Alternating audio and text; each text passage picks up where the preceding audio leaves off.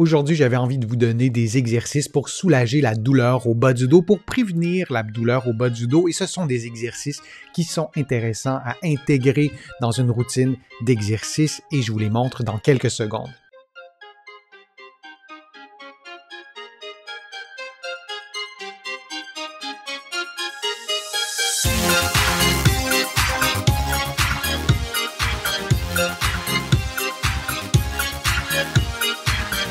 Je suis Denis Fortier. Si vous êtes nouveau ici sur ma chaîne YouTube, je vous conseille de vous abonner en cliquant sur le coin inférieur droit de l'écran. Je vous invite aussi à activer les notifications. Vous pouvez aussi vous abonner gratuitement à mon infolettre en visitant mon site web, le www.denisfortier.ca.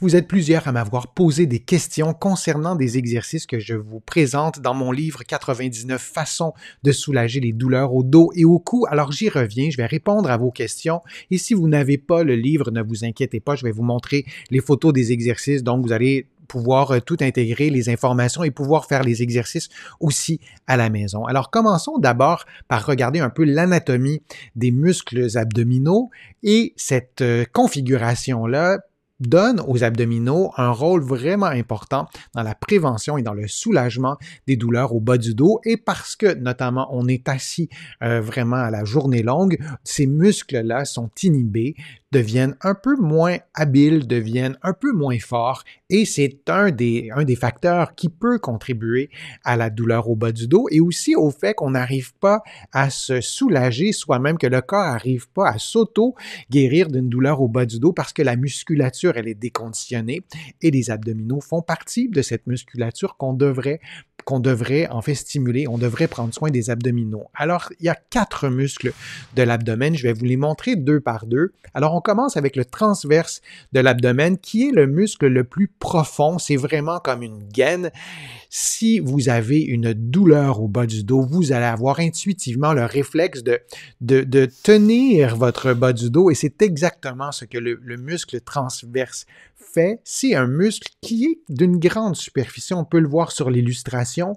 On ne voit pas suffisamment l'orientation des fibres, là c'est un peu trop petit, mais les fibres du transverse sont principalement à l'horizontale, ce qui donne au muscle un rôle vraiment important pour stabiliser le bas du dos, pour stabiliser vos vertèbres et vraiment d'aller le stimuler. C'est une bonne façon de vous aider à soulager les douleurs au bas du dos. Si on regarde aussi l'autre muscle sur l'illustration qui est juste à côté, l'oblique interne, vous voyez, c'est un plus petit muscle et, et tout ça, c'est par couche. Hein? Le transverse est le plus profond et ensuite, on va aller des muscles de moins en moins profonds et on y va donc avec l'oblique interne.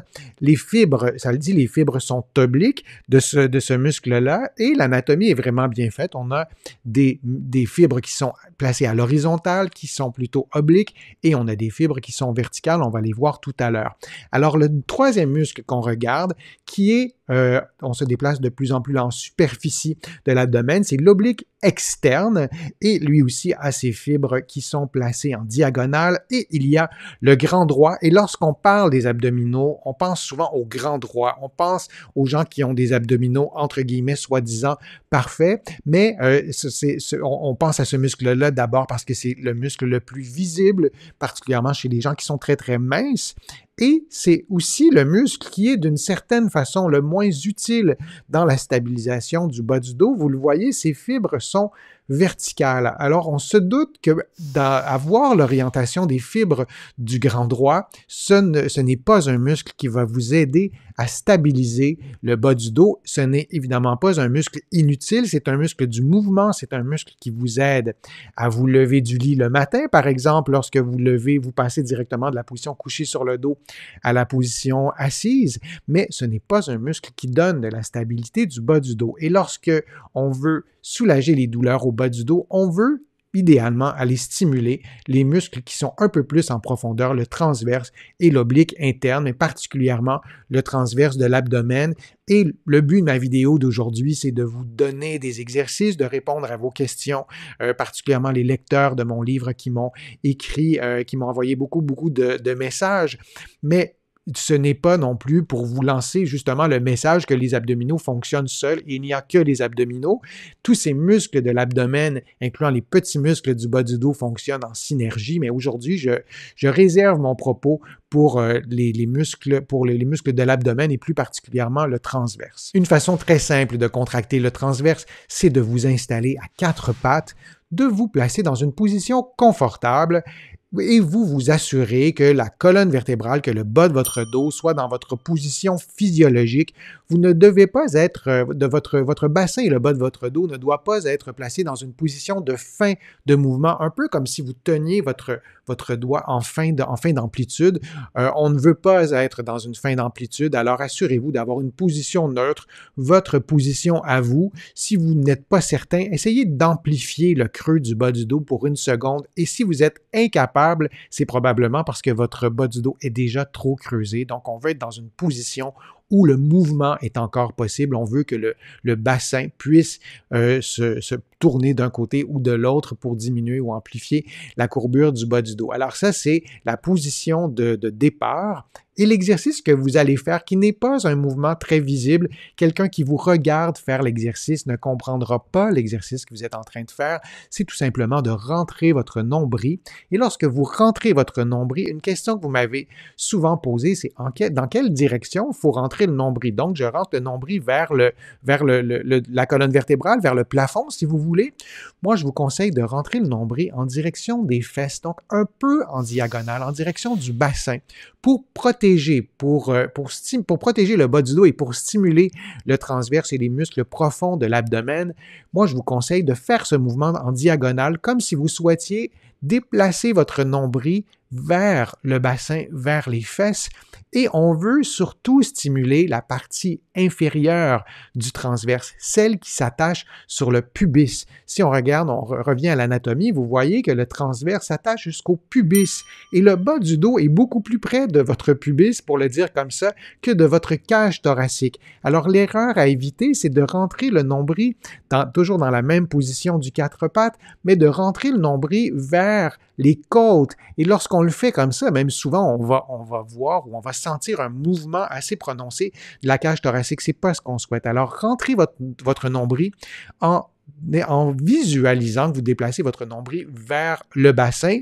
Et tout ça constitue de petites différences qui ne sont pas visibles à l'œil nu, mais dans votre corps, vous allez sentir la différence. Et j'ai beaucoup de patients qui me disent, lorsque je contracte de cette façon-là, je sens que ça travaille dans le bas du ventre plutôt que dans l'abdomen, disons.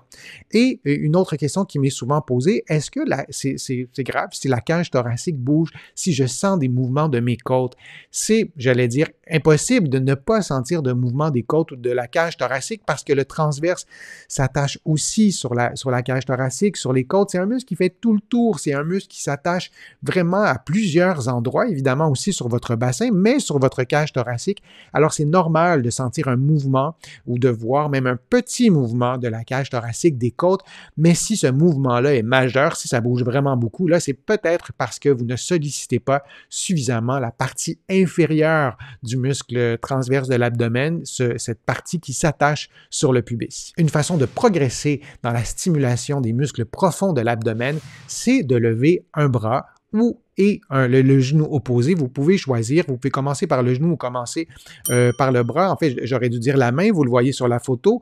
Il n'est pas nécessaire de lever votre main ou votre bras très, très haut. Il y a d'autres exercices que je vous propose dans mon livre qui utilisent des mouvements beaucoup plus prononcés, mais pour stimuler le transverse de l'abdomen, ce qu'on souhaite, on souhaite en fait, déséquilibrer un peu votre corps. Alors, en levant la main un peu et en levant le genou opposé, ça aura comme effet de vous déstabiliser et la contraction musculaire, notamment au niveau de l'abdomen, devra être efficace pour garder l'équilibre. Vous faites évidemment l'exercice en position inverse. Tous les exercices que je vous montre aujourd'hui vont vous assurer de les faire de chaque côté. Et je vous disais tout à l'heure que lorsque on stimule le transverse, on stimule plusieurs muscles à la fois. Alors, lorsque vous prenez la position en levant la main gauche, peu importe, et le genou droit, vous allez contracter beaucoup d'autres muscles. Vous allez contracter les muscles de l'abdomen, vous allez contracter les muscles et les fessiers, certains muscles des cuisses aussi. Et tout ça doit se faire en synergie, doit se faire avec une certaine efficacité pour stabiliser toute cette région-là, pour que vous ne perdiez pas l'équilibre. Par exemple, vous devez rester immobile. On ne veut pas que la position du bassin change. On ne veut pas que la courbure du bas du dos s'amplifie. Donc, on veut rester immobile. Et pour faire tout ça, on a besoin d'une contraction efficace, notamment des muscles de l'abdomen et des muscles qui sont situés en profondeur. Pour augmenter le niveau de difficulté, voici un autre exercice. C'est sensiblement la même position de départ, à la différence que vous allez lever votre main et votre genou du même côté. Et lorsque vous allez faire ça pour la première fois, peut-être que vous allez vous dire, et c'est une question qui m'a été posée, on m'a écrit, mais l'exercice que tu donnes, c'est impossible à faire de lever la main et le genou du même côté. Oui, c'est possible de le faire. Parfois, notre cerveau est tellement convaincu que ce n'est pas possible qu'on dit on ne le fait pas. C'est probablement une erreur dans le livre. Alors, ce n'est pas une erreur. C'est important aussi d'être capable de le faire, de lever en fait la main et le genou du même côté. Par contre, si vous n'arrivez pas à faire l'exercice, moi, je vous conseille de vous placer dans la position, mais de vous assurer que la main et le genou qui demeurent au sol ne soient pas alignés, qu'il y ait un certain décalage. Et plus la distance entre votre main et votre genou, plus vous vous éloignez, disons, d'une ligne médiane, alors vous avez votre main et votre genou, disons, et plus vous éloignez l'un de l'autre ces deux parties de votre corps, plus ce sera facile pour l'équilibre, parce que l'enjeu, c'est un enjeu d'équilibre. Et vous allez graduellement, vous allez faire l'exercice et peu à peu, vous allez vous approcher de la position que vous voyez sur la photo. Ma main et mon genou sont relativement alignés. Et ça sera beaucoup plus facile comme ça de progresser. Lorsqu'un exercice est trop difficile, vous devez diminuer le niveau de difficulté et vous avez une façon de le faire pour cet exercice. Peut-être que les déclinaisons que je vous ai proposées sont trop faciles pour vous. Alors, vous avez besoin d'un niveau de difficulté plus élevé. Et une façon simple d'augmenter le niveau de difficulté, c'est d'utiliser un objet qui vous qui vous place dans une certaine instabilité. Et le ballon suisse, le gros ballon d'exercice, c'est vraiment un outil essentiel. C'est relativement peu coûteux. Moi, je vous conseille de vous en procurer un. Et vous voyez que le ballon est sensiblement de la même hauteur que la hauteur de mes bras. C'est ce qu'on souhaite idéalement. Vous prenez la position que vous voyez en ce moment et vous rentrez votre nombril dans tous les exercices que je vous donne aujourd'hui. Vous rentrez votre nombril, vous contractez votre transverse sans bloquer la respiration. Et dans la position que vous voyez, évidemment, bon, c'est une photo, ça ne bouge pas, mais le ballon, si moi je ne contracte pas, dès que je mets un peu trop de poids d'un côté, le ballon se met à rouler. Et il n'y a pas de... Et l'exercice arrête parce que c'est trop difficile. Donc, on veut stabiliser la position en rentrant le nombril. Pour faciliter l'exercice dans cette position-là, moi, je vous conseille de dégonfler le ballon, ce que j'ai fait un peu pour la démonstration de l'exercice.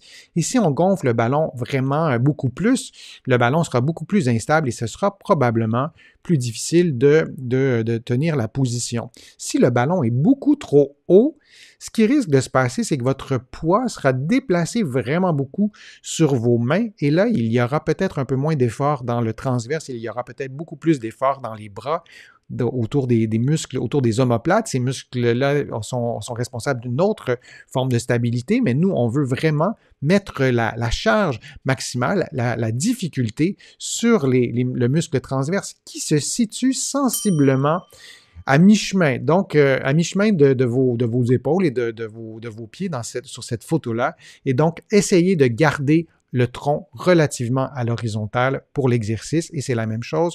Vous contractez, vous gardez la position pendant 30 secondes et vous répétez 4 fois. Si vous voulez augmenter le niveau de difficulté dans cet exercice-là, vous levez un pied. Donc, vous devrez tenir l'exercice sur un pied en ayant vos deux mains au sol. Une autre question que vous m'avez posée, est-ce que c'est une bonne idée aussi de faire des exercices pour les abdominaux sur un gros ballon, sur un ballon suisse, donc des exercices comme celui-là? Est-ce que c'est une bonne idée? Parfois, on entend dire que c'est pas bon pour le bas du dos parce que ça place le bas du dos dans une mauvaise position. Moi, je suis en désaccord avec ça. L'idée, c'est de stimuler vos abdominaux dans une grande diversité de positions. Je vous en ai montré quelques-unes aujourd'hui dans ma vidéo. Et lorsque vous faites un exercice pour les abdominaux dans cette position-là, oui, c'est intéressant. Si l'exercice vous fait mal, vous cause de la douleur, vous ne le faites pas. Vous vous assurez peut-être d'une part de faire l'exercice de la bonne façon, mais il n'y a aucun exercice dans cette vidéo-ci ou dans peu importe les exercices que vous faites qui doivent reproduire une douleur. Mais plus vous diversifiez les positions, je pense que vous allez avoir de meilleurs effets sur votre musculature et dans un souci de protection du bas du dos, plus on diversifie l'alignement articulaire lorsqu'on fait un exercice, lorsqu'on diversifie les exercices, mieux c'est. Lorsque vous faites l'exercice, par contre, assurez-vous d'expirer lorsque vous montez la tête et un peu les épaules, et je vous dirais même, assurez-vous d'expirer vers le plafond. Si vous expirez vers vos genoux, vous allez faire une flexion très prononcée du cou, et parfois, une des erreurs qu'on voit, c'est que les personnes vont davantage faire une flexion du cou que de stimuler les abdominaux. Et lorsque vous levez la tête et les épaules, avant même de lever la tête et les épaules, vous devez initier le mouvement avec le bas de la cage thoracique en contrôlant les abdominaux et les abdominaux profonds, en rentrant un petit peu votre nombril, mais le mouvement doit commencer par la cage thoracique et ensuite la tête lève. Si votre tête lève en premier et ensuite les épaules, ce n'est peut-être pas la meilleure façon de recruter, d'activer certains muscles de l'abdomen. Mais oui, de faire cet exercice-là, c'est une bonne idée. Vous pourriez aussi faire exactement le même exercice, couché sur le dos, les genoux pliés, dans la même position et vous vous assurez, lorsque vous contractez les abdominaux, de souffler, d'expirer vers le plafond plutôt que vers vos genoux. J'espère que ma vidéo vous a plu, que les conseils étaient clairs. Si c'est le cas, je vous invite à cliquer j'aime, à la partager sur vos réseaux sociaux. Vous le savez, ça me donne plus de visibilité. Je vous invite aussi à visiter mon site web, le www.denisfortier.ca. Vous allez trouver une mine de renseignements. Il y a aussi beaucoup d'informations qui sont disponibles dans mes livres. Vous allez les trouver facilement partout au Canada, en librairie et sur le web. J'ai le privilège d'être distribué partout à travers le monde. Mes livres sont notamment disponibles en France, là aussi en librairie et sur le web. Je suis Denis Fortier. Je vous remercie beaucoup. À bientôt.